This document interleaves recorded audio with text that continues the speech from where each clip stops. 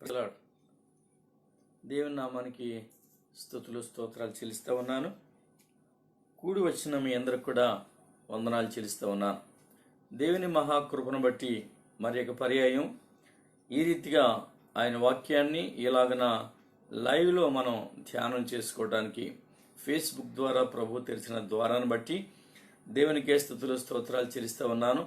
ఈ వాక్య భాగాలు మరి జాగ్రత్తగా వినటి ద్వారా మనం దేవునికి మరింత సమీపస్తులుగా చేర్చబడగలిగే వారమేంటాం. ఈ ప్రార్థన గ్రంథంలో ఉన్న విషయాలు మర్మయుక్తమైన విషయాలు. దీనిని రాసిన యోహానుకి ఒక పేరుంది, పరమార్థ జ్ఞాని అయిన యోహాను అని. అంటే పరలోక సంబంధమైన జ్ఞానాన్ని పొందుకొని మనకి వివరించి మనకి వాటిని తెలియపరిచి ప్రభు కొరకు నిత్యము ఆయన చిత్తాన్ని ఎరిగినటువంటి బిడ్డలుగా జీవించగలిగేటువంటి ఆత్మీయతను మనలో పెంచడానికి పెంపొందింప చేయడానికి ఆయన బోధించిన బోధలు, మనకి వివరించిన మర్మములు అద్భుతమైనవి అని మనం గ్రహించాలి. ఈ ప్రకటన గ్రంథంలో మరి నిన్నటి దినమున నిత్య సువార్తను గురించి మనం జ్ఞాపకం చేసుకున్నాం. దూత ఆకాశ మధ్యమున ఆ నిత్య సువార్తను పట్టుకుని మధ్యలో ఎగురుతూ ఈ సువార్తను ప్రకటించడానికి ఆయన ఎగురుతున్నట్టుగా మనం ధ్యానం చేసుకున్నాం. ఈ దినాన్న ప్రార్థన గ్రంథంలోనే 14వ అధ్యాయము 8, 9, 10, 11, 12 వచనాలు మనం చదువుకుందాం. వేరొక దూత అనగా రెండవ దూత అతన్ని వెంబడించి వచ్చి మోహోద్రేకముతో కూడిన తన వ్యభిచార మద్యమును సమస్త జనములకు త్రాగించిన ఈ మహాబబులోను కూలిపోయెను అని చెప్పెను. ఎంత భయంకరమైన మాట ఇక్కడ రాయబడిందో గమనించండి.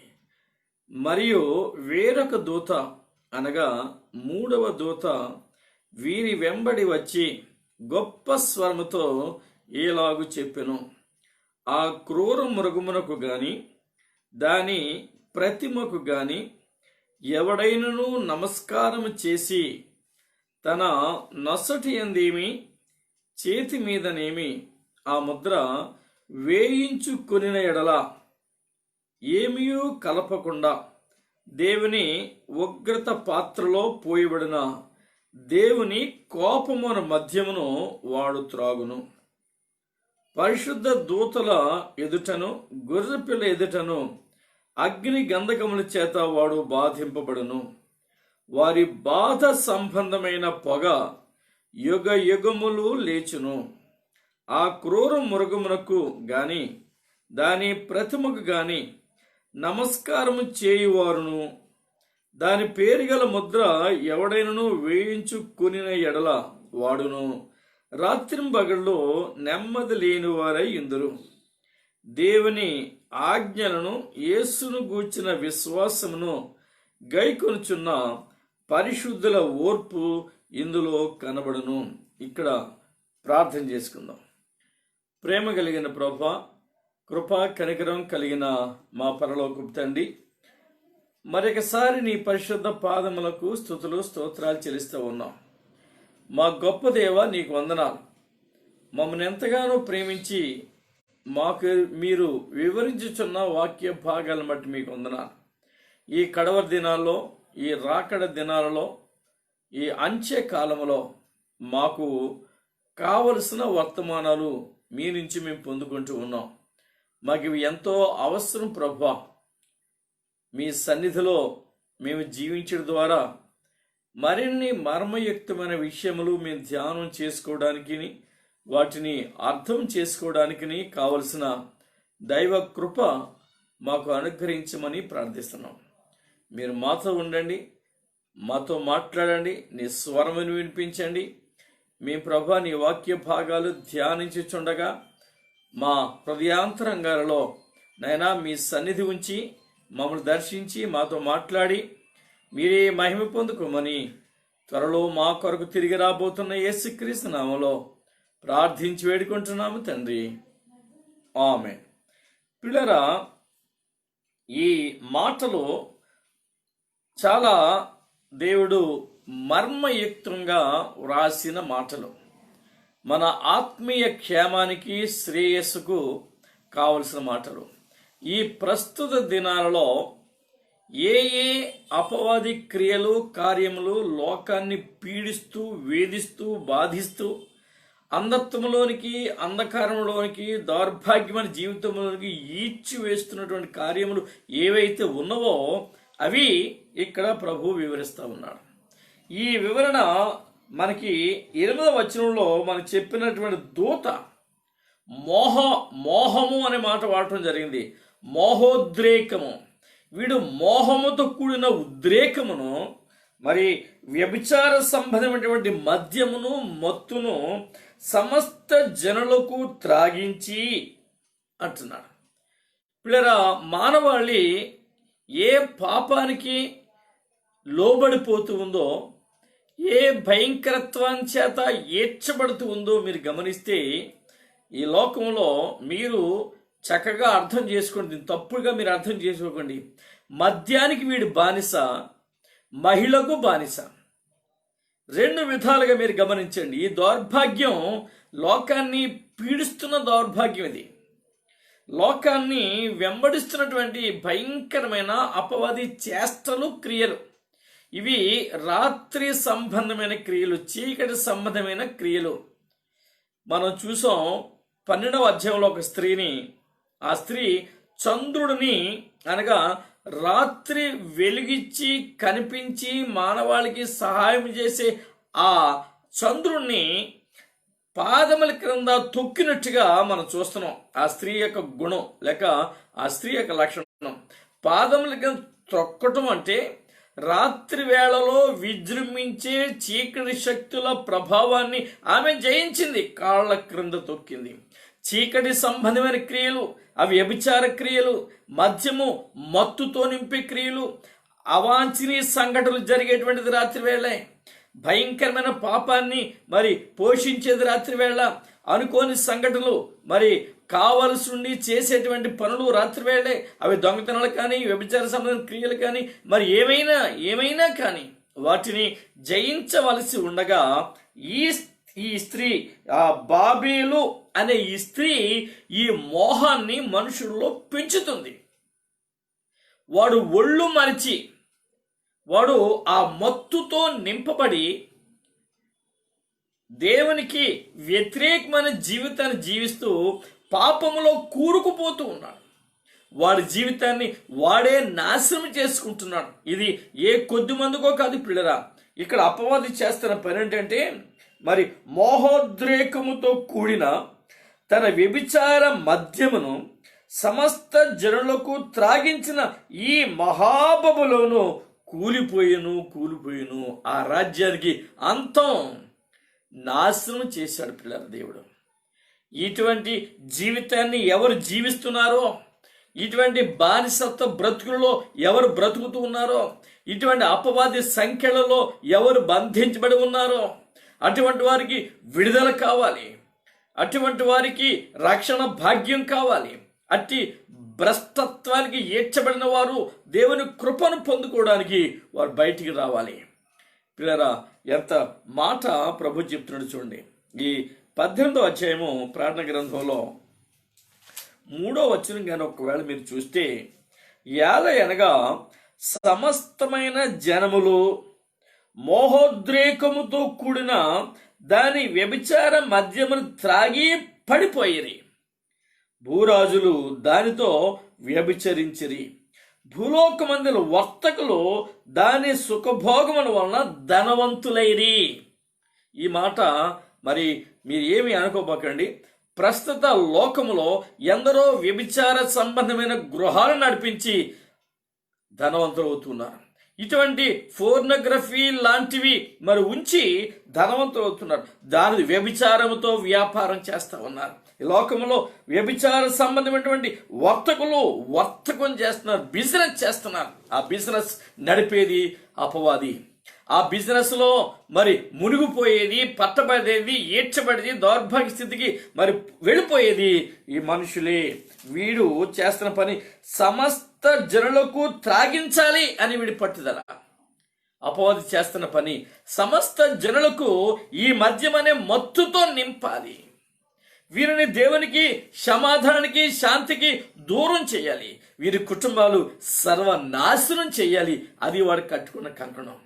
వ్యభిచారం అనే మాటను మరి మనం శరీర సంబంధంగా చూడకుండా ఆత్మ సంబంధంగా ఒకవేళ చూస్తే, విగ్రహారాధన, దేవుని కన్నా ఎక్కువగా మనం దేనిని ప్రేమిస్తామో, దేనిని ఇష్టపడతామో అది ఒక విగ్రహం.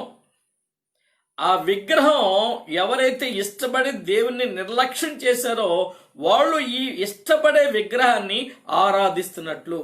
ప్రభు అన్నాడు, మీరు నన్ను ఆత్మతో సత్యముతో ఆరాధించండి అన్నాడు. ఎందుకంటే ఆయన ఆత్మ గనక, ఆయన ఆత్మ గనక ఆత్మతో హృదయపూర్వకంగా ప్రభుని ఆరాధించవలసిన వారమై ఉండగా ఆయనను విడిచి, ఆత్మరూపుడైన ప్రభువుని విడిచి ఈ ఇహలోక సంబంధమైనటువంటి మోహపు చూపుతో, మోహపు ఉద్రేకముతో, ఆ మోహంతో మనిషి ఆ మత్తులో దిగిపోయి అపవాది చేష్టలు వీడిలో పూర్తిగా ఉన్న కారణంగా వీడు ఈ మద్యాన్ని సేవించి మత్తులోకి వెళ్ళి భయంకరమైనటువంటి పాపపు కార్యాలు వీడు చేస్తా ఉన్నాడు. ఆ మత్తు అనేటువంటి మాటను మనం గమనించాలి ప్రియులారా. ఇంకొక చక్కటి మాట మీరు చూడండి. అపవాదిని మరి దేవుడు వాడి చేష్టల్ని మనకు వివరిస్తున్నాడు. మనం ఆ చేష్టల్ని మద్యపు మత్తులో ఉండి చాలా మంది దేవుని వాక్యాన్ని నిర్లక్ష్యం చేస్తున్నారు. క్రైస్తవ సమాజాలలో కూడా ఈ భయంకరత్వం నెలకొని ఉంది. క్రైస్తవ సంఘాల్లో నాయకులుగా చలమణయ్యే వారి మధ్యలో కూడా ఈ భయంకరమైనటువంటి పరిస్థితులు ఉన్నాయి. ఎందరో క్రైస్తవులు మరి వారి యొక్క మరి పరిస్థితిని మర్చిపోయి, వారి స్టేటస్ మర్చిపోయి, వారి ఆత్మీయతను మర్చిపోయి, వారికి దేవునితో ఉన్నటువంటి సంబంధాన్ని, ఆత్మీయతను కూడా పూర్తిగా మర్చిపోయి ఇహలోక సంబంధమైనటువంటి ఆశల చేత, ఆ దౌర్భాగ్యమైన మత్తు చేత ఏడ్చబడిన వారు ఎందరో ఉన్నారు పిల్లరా. ఇర్మియా గ్రంథంలో 51వ అధ్యాయము 7వ వచనం చూద్దాం. బబులోను యెహోవా చేతిలో సర్వభూమికి మత్తు కలిగించు బంగారు పాత్రయ్యుండెను. గమనించి, బబులోను ఇదే ఈ బాబేలు, ఈ అంత్యక్రీస్తు. ఈ అంత్యక్రీస్తే ఈ బాబేలుకు సాదృశ్యంగా ప్రభు చెప్తున్నాడు. ఆదికాండం 11వ అధ్యాయంలో ఏ బబులోను గోపురాన్ని నిర్మాణం చేయడానికి మానవాళి సంకల్పించిందో, నిమ్రోదు నాయకత్వంలో అప్పుడే దేవుని మీద తిరుగుబాటు అనేది ప్రారంభమైంది. ఆ తిరుగుబాటు నేటి వరకు కొనసాగుతూనే ఉంది. ఈనాడు ఈ దినాల్లో అది మహాభయంకరంగా విస్తరించి అది ఒక మహాపర్వతమై ప్రభు మీద మరి తిరుగుబాటు చేసేటువంటి మనస్తత్వం కలిగిన మనుషుల్ని వీడు ప్రోగు చేస్తున్నాడు. కాబట్టి పిల్లరా అంటున్నాడు, ప్రవచనాలు ఇవి. ఇర్మియా గ్రంథంలో ప్రవచనం 51వ అధ్యాయం 7వ వచనం మనం చదువుతున్నాం. బబులోను యెహోవా చేతిలో సర్వభూమికి మత్తు కలిగించు బంగారు పాత్రయ్యుండెను. దాని చేత మద్యమును అన్యజనులు త్రాగి మత్తిల్లి ఉన్నారు.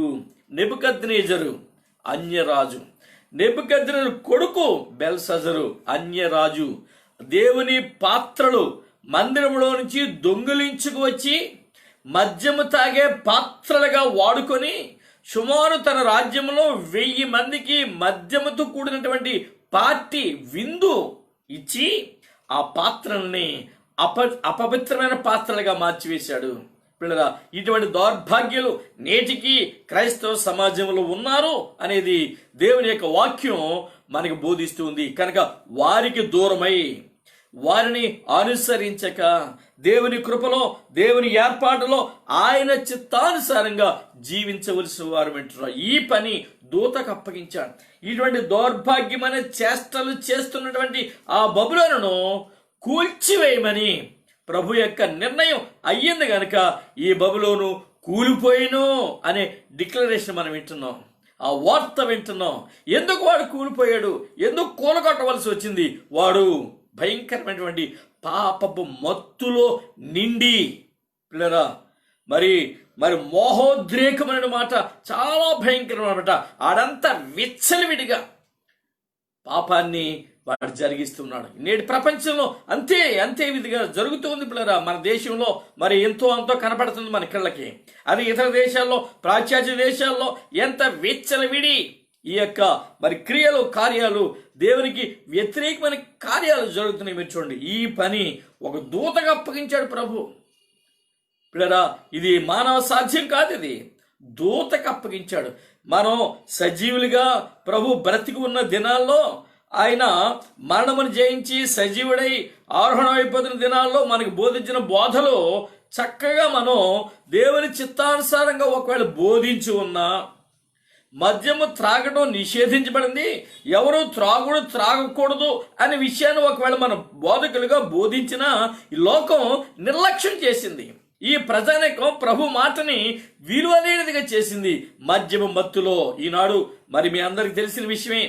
ఈ మన భారతదేశంలో చూసుకుందాం, బయట ఎక్కడో సంగతి మనకు తెలియదు, కానీ మన భారతదేశంలోనే ఏ రాష్ట్ర ప్రభుత్వమైనా ఆదాయం కొరకు మరి ఆదాయం మీద మరి వారి దృష్టి ఉంటుంది. కాబట్టి మద్యము వలన ఎక్కువ ఆదాయం వస్తుంది కనుక ఈ మద్యాన్ని ఎక్కువ సరఫరా చేస్తూ మనుషుల్ని భయంకరమైనటువంటి మత్తులోనికి ఈడ్చడానికి వీరు కూడా ఒక సాధనంగా వాడబడుతున్నట్టు నేటి ప్రపంచంలో మనం చూస్తూ ఉన్నాం పిల్లరా. ఇది ఎంత నీచమైన క్రియో ప్రభు చెప్తున్నాడు. అది అమ్మో చాలా భయంకరమైన మాట ప్రభు వాడాడు. కనుక ఇలా ఇర్మియాలో చెప్పినట్లుగా పిల్లరా, ఇది ఈ అపవాది మానవులను ప్రేరేపిస్తుంది. మానవులలో ఒక విధమైనటువంటి మత్తు ఉద్రేకాన్ని రేకెత్తిస్తుంది. ఈ ఉద్రేకానికి అలవాటు పడినవాడు, ఆ అపవాది ఉచ్చులో పడినటువంటి వాడు అటు నుంచి బయటికి రాలేక మరి వాడు ఎంతో ఆ భయంకరమైనటువంటి పరిస్థితిలో చిక్కుకుపోయి ఆఖరికి మరి వాడు చేసే పనులు వాడికి తెలియనంతగా నీచానికి దిగజారిపోతూ ఉన్నాడు. మన ఒక 15 రోజుల ఆ ప్రాంతంలో ఒక వార్త విన్నాం, పేపర్లో వచ్చింది, న్యూస్లో వచ్చింది. త్రాగడానికి డబ్బులు లేక తల్లి కొడుకు, గమనించండి, ఆ స్పిరిట్ లాంటిది ఏదో తాగి వాళ్ళు చనిపోయారు. ఆ మత్తు కావాలి వాళ్ళకి, ఆ మత్తు కావాలి కాబట్టి అలాంటి ఆ పనులు చేస్తూ ఉన్నారు. మరి నేను డిపార్ట్మెంట్లో పనిచేస్తున్నప్పుడు రేడియాలజీ డిపార్ట్మెంట్లో, అంటే ఎక్స్రేలు తీసే డిపార్ట్మెంట్లో పిల్లరా గమనించండి, స్పిరిట్ ఉంటుంది. ఆ స్పిరిట్ తాగేటువంటి వాళ్ళు మత్తు కొరకు అందులో పనిచేసే వాళ్ళు కొంతమంది ఇలాంటి ఆ పరిస్థితుల్ని ఎన్నో రకాలుగా వాడుకుంటూ దేవునికి దూరం అయిపోతున్నట్టు మనం గమనిస్తున్నాం. కాబట్టి పిల్లరా, మనం దేవుని కృపలో ఎదగవలసిన వారు ఉండగా, దేవుని ఆత్మచేత నింపబడవలసిన వారు ఉండగా, మనమే ఈ యొక్క భ్రష్టత్వానికి ఏడ్చబడుతూ ఉన్నాం, ఈ పాపము చేత పట్టబడుతూ ఉన్నాం. కాబట్టి జాగ్రత్తగా మనం ఉండాలి. వీడు మత్తును కలిగించేటువంటి ఆ స్వభావం కలిగిన వాడు కాబట్టి వాడి పని వాడు చేస్తున్నాడు. మరి నేను దేవుని పక్షంగా చేయవలసిన పని మనం చేస్తున్నామా లేమా? వాడు మహా ఉగ్రుడై గర్జించు సింహం వలె వాడు లోకంలో తిరుగాడుతూ ఎవరిని మృంగుదునా, ఎవరిని పాడు చేదునా, ఎవరిని నాశనం చేదునా అని వాడు గల్లీ తిరిగి నిన్ను వెంటాడి వేటాడి నిన్ను సర్వనాశనం చేస్తూ ఉంటుండగా నీవు చేసేదేమిటి? పిల్లరా గమనించండి, మనుష్యుడు అపవిత్రమైన జీవితం చేత పట్టబడి ఈ అపవిత్రతలోనికి వాడు జారిపోయి అపవిత్రత అనే ఉచ్చులో చిక్కుకుపోయి వాడు ఎటు మరి బయటికి రాలేక ఏడ్చబడుతున్నాడు. పిల్లరా, అటువంటి ఉచ్చులు కలిగిన స్త్రీ మరి ఉన్నట్టుగా పరిశుద్ధ గ్రంథంలో వ్రాయబడుతూ ఉంది. ఆ ఉచ్చులో మనం చిక్కుకోకుండా, ఆ ఉచ్చులో మీరు పడిపోకుండా మీరు అద్భుతమైనటువంటి దేవుని శక్తి చేత మనం నింపబడాలి. చూడండి, ప్రసంగి గ్రంథంలో 7వ అధ్యాయము 26వ వచనం జాగ్రత్తగా చదువుదాం. ప్రసంగి 7:26, మరణము కంటే ఎక్కువ దుఃఖము కలిగించినది ఒకటి నాకు కనబడెను. అది వలల వంటిదై, ఒక వల వేసినట్లే నీ మీద, ఆ వలల వంటిదై ఉరుముల వంటి మనస్సును బంధకముల వంటి చేతులను కలిగినటువంటి స్త్రీ. భయంకరంగా ఉంది. ఇదే వ్యభిచార సంబంధమైనటువంటి కార్యములతో నింపబడి, మోహోద్రేకముతో నింపబడి మానవాళిని సర్వనాశనము చేసే అంత్యక్రీస్తు యొక్క మరి పాత్రధారి, లేక అతని చేతిలో ఉన్నటువంటి ఒక పనిముట్టని మీరు జ్ఞాపకం చేసుకోండి. అందుకే దీని అంటున్నాడు, మరి ఎంత భయంకర మాట వాడాడో, ఇది మరణము కంటే ఎక్కువ దుఃఖం కలిగిస్తుంది. వలల వంటిది ఇది. వలలు విసిరి మనుషులను మరి పాడు చేస్తుంది. ఆ ఉచ్చులోనికి చిక్కుకోవడానికి ప్రయత్నం చేస్తుంది. ఉచ్చులో నేను లాగినప్పుడు పిల్లరా, ఆ ఉచ్చు మనం మరి నూతన బంధన గ్రంథంలో ఈ వ్యభిచార సంబంధమైనటువంటి క్రియలు మనం కొన్ని చూసాం. పాపాత్మురాలైన స్త్రీ అని ఒక స్త్రీని చూసాం. అలానే వ్యభిచారం చేయుచుండగా పట్టబడిన స్త్రీ అని చూసాం. ఇలాంటి ఉపమానాలు లేక నిజమైనటువంటి క్యారెక్టర్స్ ఈ లోకంలో ఉన్నాయి. ఎందరో దేవునికి దూరస్తులై జీవిస్తూ ఉన్నారు. చూడండి పిల్లరా, ఈ మత్తు అనే మాటను త్రాగిస్తుందట. ఇది ఉట్టిగా విడిచిపెట్టలా, చెప్పి విడిచిపెట్టడం లేదు. ఆయన తాగండ్రా అని చెప్పి అది తప్పుకోవటం లేదట. చూడండి, వేరొక దూత అనగా రెండవ దూత అతని వెంబడి వచ్చి మోహోద్రేకముతో కూడిన తన వ్యభిచార మద్యమును సమస్త జనులకు త్రాగించిన,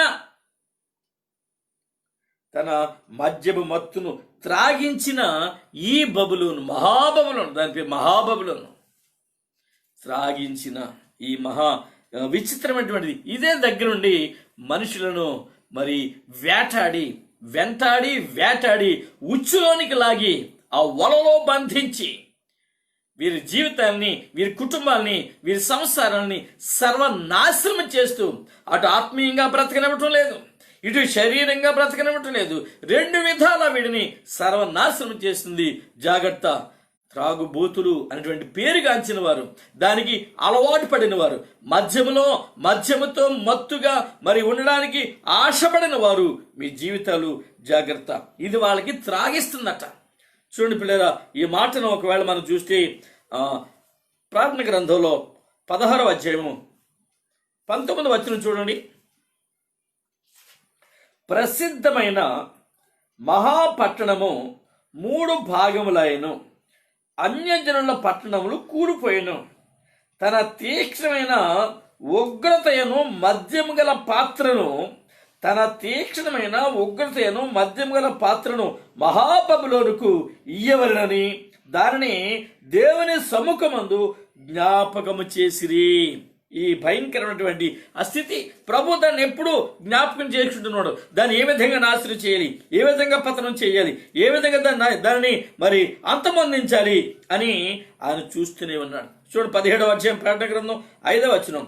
దాని నోట దాని పేరు ఎలాగూ వ్రాయబడి, దాని నొసట దాని పేరు ఎలాగూ వ్రాయబడి ఉండెను. మర్మము నొసట మీద మనం చూసాం కదా, ఈ కుడి చేతి మీద కానీ నొసటి మీద కానీ ముద్ర 666 ముద్ర అని మనం చూసుకున్నాం కదా.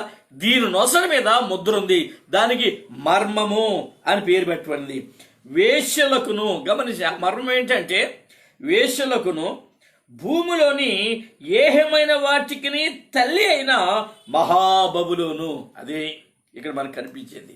దీని పతనాన్ని ప్రభు మనకి జ్ఞాపకం చేస్తున్నాడు. ఇది మానవాళిని వేధించేదిగా, వేశ్యలకు తల్లిగా మనకు కనపడతా ఉంది, ఏహమైన వాటికి తల్లిగా కనపడతా ఉంది. ఈ భయంకరమైన ప్రతి కార్యానికి ఈమె మూలం ఈమె, అదే మహాబబులోను. దాని పతనాన్ని ప్రభు వివరిస్తూ ఉన్నాడు. దాని పతనాన్ని ప్రభు మనకి జ్ఞాపకం చేస్తూ ఉన్నాడు. పిల్లరా, 18వ అధ్యాయము 9-10 వచనాలు చూస్తే ప్రార్థన గ్రంథంలో 9-10 వచనాలు. దానితో వ్యభిచారము చేసి సుఖభోగములను అనుభవించిన భూరాజులను దాని బాధ చూసి భయాక్రాంతులై దూరమున నిలువబడి దాని దహన ధూమమును చూచినప్పుడు దాని విషయమై రొమ్ము కొట్టుకొనుచు ఏడ్చుచు, అయ్యో అయ్యో బబులోను పట్టణమా, బలమైన పట్టణమా, ఒక్క గడిలోనే నీకు తీర్పు వచ్చెను అని ఏడుస్తారట వర్తకులు. దానితో వర్తకం చేసినటువంటి వాళ్ళు, దానితో వ్యభిచార సంబంధమైనటువంటి వ్యాపారం చేసిన వాళ్ళు దీని పతనాన్ని చూసి ఏడుస్తారట గుండెలు కొట్టుకుంటూ. ఎంత భయంకరమో చూడండి. అంటే ఎంతగా దాని వలన ధనవంతులయ్యారో, ఎంతగా ఈ ప్రపంచంలో ఈ భయంకరమైనటువంటి మరి మోహోద్రేకము చేత, ఆ మద్యము చేత, ఆ మత్తు చేత ఎంతమంది ఎంతెంత ధనాన్ని సమకూర్చుకున్నారో ఈ మాటలోని మనకు అర్థమవుతుంది. ఇది విచ్చలవిడిగా జరుగుతున్న వ్యాపారం.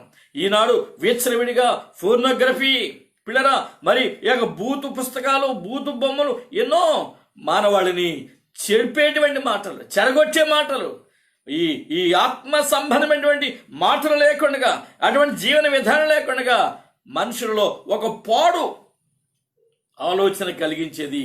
ముఖ్యంగా ఈ మాటలు యవనస్తులు గ్రహించాలి.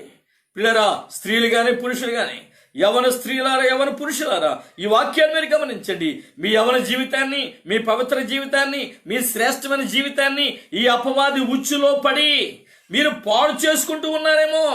అపవాది మీలో రేకెత్తించే లోక సంబంధమైనటువంటి ఆశల్ని, మాటల్ని నమ్మి లోబడి మీ జీవితాన్ని సర్వనాశనం చేసుకుంటూ ఉన్నారేమో గమనించండి. మీలో ఉన్నటువంటి ఆ ప్రేమ, ఆ మోహం అనే దానికి మీకు తేడా తెలియకుండా అపవాది మీ కళ్ళు కప్పి మీ మనసుకు మబ్బు కలిగించి మీ జీవితాన్ని సర్వనాశనం చేస్తాడు. జాగ్రత్త తల్లిదండ్రుల పిల్లల విషయం జాగ్రత్త.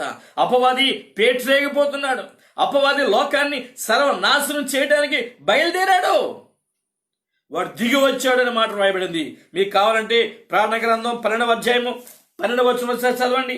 ప్రార్థన గ్రంథం 12వ అధ్యాయం 12వ వచనం, అందుచేత పరలోకమా, పరలోక నివాసులారా ఉత్సహించండి. పరలోకం ఉండేవాళ్ళు, పరలోకము వీరికి ఉత్సాహం అని ప్రకటించాడు దేవుడు. రెండవ విషయం, భూమి సముద్రమా మీకు శ్రమ.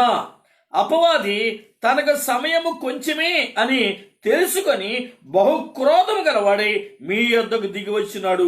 ఎవరికి శ్రమ అన్నాడు? భూమికి, సముద్రానికి. భూమి మీద నుంచి, భూమిలో నుంచి ఒక క్రూర మృగం వచ్చింది, సముద్రంలో నుంచి ఒక క్రూర మృగం వచ్చింది. మనం 13వ అధ్యాయంలో మరి దాన్ని చూసాం పిల్లరా. ఈ క్రూర మృగాన్ని గురించినటువంటి విషయాలు మనం చూసాం. 13వ అధ్యాయం 1వ వచనం మీరు చూస్తే, మరియు 10 కొమ్ములను 7 తలలను గల ఒక క్రూర మృగము సముద్రంలో నుండి పైకి వచ్చెను. క్రూర మృగం 2 మృగాల గురించి చెప్తున్నాడు. ఈ 2 మృగాలలో ఒకటి సముద్రంలో నుంచి, రెండవది 11వ వచనం, 13వ అధ్యాయం 11వ వచనం, మరి ఒకటి భూమిలో నుండి ఈ క్రూర మృగం వచ్చింది. ఈ 2 క్రూర మృగాలు ఈ భూమిని, అలానే సముద్రం అంటే భక్తిహీనులు, భూమి సముద్రము ఇద్దరికీ శ్రమే, ఇద్దరికి వేదనే, ఇద్దరు మరి ఆ శ్రమను అందుకోవలసిందే, తట్టుకోవలసిందే. అందుకని సముద్రమా అన్నాడు. సముద్రం అంటే భక్తిహీనులు. కనుక ఈ మానవాళిలో 2 రకాలుగా ఉన్నటువంటి వీళ్ళలో ఈ భయంకరమైన కార్యాలు మరి వాడే ఎంకరేజ్ చేసి ప్రపంచాన్ని సర్వనాశనం చేస్తున్నాడు. ప్రపంచంలో ఉన్నటువంటి యవనస్తులు, ఇండియాలో ఒక మంచి పేరుందండి, యంగ్ ఇండియా అంటున్నారు. అంటే ఇండియాలో ఉన్నటువంటి జనాభాలో మెజారిటీ యూత్ ఉంది. వృద్ధులు తక్కువ, మరి మధ్య వయసులు తక్కువ, యూత్ మరి ఎక్కువగా ఉంది పర్సంటేజ్ మీరు చూస్తే. అందుకని యంగ్ ఇండియా అని పేరు పెట్టారు. ఈ యంగ్ ఇండియాని ఆకర్షించేది, పాడు చేసేది, పతనం చేసేది ఈ దౌర్భాగ్యమైనటువంటి యాక్టివిటీని, ఈ దౌర్భాగ్యమైనటువంటి క్రియలే, కార్యాలే వారిని దేవునికి దూరం చేసేది. వాళ్ళ పని మీద పట్టు లేకుండా, వాళ్ళు చేస్తున్న పని మీద నియంత్రణ లేకుండా వాళ్ళ మనసులను మరి పాడు చేసేది, గలిబిలి చేసేది ఈ భయంకరమైనటువంటి క్రియే. ఈ క్రూర మృగమే దాని ఆలోచన విధానాన్ని ఈ మనసులోనికి చొప్పించి నిన్ను పనికిరాని వానిగా చేయడానికి వాడు ప్రయాసపడతా ఉన్నాడు. కాబట్టి పిల్లరా, ఈ దూత విషయాన్ని మనకు చాలా స్పష్టంగా చెప్తున్నాడు. ఇది బబులోను, ఇది ఇటువంటి పని చేసింది, దీనివల్ల అది పతనమయ్యింది అంటున్నాడు. దాని పతనం సమీపించింది. ప్రభు డిక్లేర్ చేశాడు. దాని పతనాన్ని మన ముందు ఉంచాడు. పిల్లరా, దానితో పాటు మరి ఈ ఈ యొక్క వ్యసనములో, ఈ మత్తులో చిక్కిన వారు పతనము కాకుండా విడిపించబడాలి అంటే నజరేయుడైన యేసు నామములో తప్ప మరి ఎవరి వలన కాదు. అపోస్తలుల కార్యం 4:12 చెప్తాడు, ఈ ఆకాశం క్రింది నామములలో ఏ నామమున రక్షణ లేదు కానీ యేసు నామముననే రక్షణ ఉన్నదని డిక్లేర్ చేశాడు ప్రభు. మరి తెలియపరిచాడు. కనుక ఆ మత్తులోంచి నీ రక్షణ కావాలి, యేసు దగ్గర. ఆ మత్తులో నుంచి, ఆ మద్యంలో నుంచి, ఆ హేయ క్రియలలో నుంచి, ఆ యొక్క మరి అకృత్యమైన క్రియల నుంచి, కార్యాల నుంచి నువ్వు బయటికి రావాలంటే నీకు రక్షణ కావాలి. ఆ రక్షణ యేసులో ఉంది. యేసు రక్తములో నిన్ను కడిగే శక్తి ఉంది. యేసు రక్తములో నిన్ను విడిపించే శక్తి ఉంది. ఆ మత్తు నుంచి నిన్ను నెమ్మదిగా సమాధానకరమైనటువంటి మార్గంలో నడిపించేటువంటి శక్తివంతమైన మాటలు యేసులో ఉన్నాయి. ఆ రక్తములో ఆ శక్తి ఉంది. కనుక ప్రియమైన వారలారా, విషయాన్ని గమనించండి. ఈ మత్తును ప్రపంచానికి ఎక్కించి నాశనం చేస్తుంది అపవాది. కాబట్టి మీ జీవితాలు జాగ్రత్త, మీ బ్రతుకులు జాగ్రత్త, మీ బిడ్డల జాగ్రత్త, మీ కుటుంబాల జాగ్రత్త, మీ సంవత్సరాల జాగ్రత్త. మీరు ఈ వ్యసనములోనికి వెళ్ళకండి. ఈ భయంకరమైన పాపములో చిక్కుకోవద్దు. దాని చేతులు మరి వలల వంటివి అన్నాడు. వలల వంటిది. ఒక్కసారి వల విసిరితే అయిపోయింది నీ పని. కాబట్టి ఈ మద్యము, వ్యభిచారము రెండు మహాభయంకరమైనటువంటి వినాశనకరమైనటువంటి ఆ శక్తి కలిగినటువంటి క్రియలవి. ప్రపంచం ఈనాడు మరి నాశనం అయిపోగల కారణాలు ఈ రెండు విషయాల్లో మీరు గమనించండి. అఫ్కోర్స్ మరి డబ్బు కూడా ఉంది అంటారు, కానీ ఇక్కడ మన వాక్యాలు చూస్తున్నాం, డబ్బు కూడా ఉంది. వర్తకులు ఏడుస్తున్నారు, వ్యాపారం చేసే వాళ్ళు ఏడుస్తున్నారు, వాళ్ళ డబ్బులు కూడా ఉన్నాయి. ఇక్కడ ఈ రీతిగా ప్రపంచ నాశనాన్ని ఇది శాసిస్తుంది. ఈ భయంకరమైనటువంటి క్రియలు మనలోనికి రాకుండా పిల్లరా, మరి ప్రభునందు నమ్మకం ఉంచి దేవుని మీద ఆధారపడి యేసు రక్తములో విడుదల ఉన్నది, యేసు రక్తంలో కాపుదల ఉన్నది, యేసు రక్తంలో సేఫ్టీ ఉంది అని ఎరిగి ప్రార్థన చేయి. ఈ సువార్త రక్షణ సువార్త. నువ్వు రక్షించబడాలి, యేసును నీ రక్షకుడిగా నువ్వు అంగీకరించబడాలి. ఈ దౌర్భాగ్యమైన స్థితిలోనికి నువ్వు రాకూడదు అని దేవుని ఉద్దేశం. అందుకని ప్రభు దూతను పంపి ప్రకటింప చేస్తున్నాడు. దూతను పంపి ఈ వర్తమానాన్ని వినిపిస్తున్నాడు. పిల్లరా, ముందు మరి ఒక దూతను పంపాడు. 6వ వచనంలో 14:6లో ఆ దూత మనకి రక్షణ భాగ్యాన్ని, దేవుని మహిమను, భూమి మీదకి వచ్చినటువంటి తీర్పును చెప్పి మరి ప్రభువుకే మీరు భయపడండి, ఆయనే మీరు మహింపరచండి, ఆయనకే నమస్కారం చేయండి అని సాఫ్ట్గా గోస్పల్ చెప్పినట్టు విన్నాం. ఇక్కడ 2వ దూత మనకు చెప్తుంది చాలా హార్డ్గా, నీలో దాగి ఉన్న నిజ స్వరూపాన్ని ఎత్తి చూపించి ఆ పతనాన్ని, ఆ నాశనాన్ని వివరిస్తుంది. ఇంకొక దూత ఉంది. దైవచేతమైతే ఈవేళ చాలా విషయాలు నేను చెప్పలేదు, 2-3 రిఫరెన్స్తోనే అయిపోయింది. ఇక రేపు మరికొన్ని విషయాలు మనం జ్ఞాపకం చేసుకుని, ధ్యానం చేసుకుని, మరి మన హృదయాలు నెమ్మది కలిగిన హృదయాలుగా, మన జీవితాలు దేవునికి ఇంపైన సువాసన వెదజల్లే జీవితాలుగా, ఆ ప్రభు సన్నిధిలో నిత్యము నివసించేటువంటి ఆత్మీయ అనుభవాల చేత నెమ్మది, ప్రశాంతత అనేటువంటి ఆత్మీయ అనుభవాల్లో ప్రార్థనాపూర్వకంగా మనం ముందుకు సాగవలసిన వారం వింటున్నాం. ఈ గలిబిలి, ఈ వేదన, ఈ రోదన, ఈ మత్తు, ఈ భయంకరత్వం, ఈ మోసం మనకి ఏవి అంటకుండా ప్రభు కృపలో నిత్యము జీవించినట్లు, ఆనందదాయకమైన ఆత్మీయ అనుభవం ముందుకు సాగిపోయినట్లు దేవుడు తన కృపను, తన సన్నిధిని, తన ప్రభావాన్ని మనందరికీ అనుగ్రహించి తన కృపతో నింపి నడిపింప చేయునుగాక. ప్రార్థన చేసుకుందాం. ప్రేమ నమ్మకం కలిగిన మా పరలోకపు తండ్రి, మరొకసారి నీ పరిశుద్ధ పాదములకు స్తుతులు స్తోత్రాలు చెల్లిస్తున్నాను.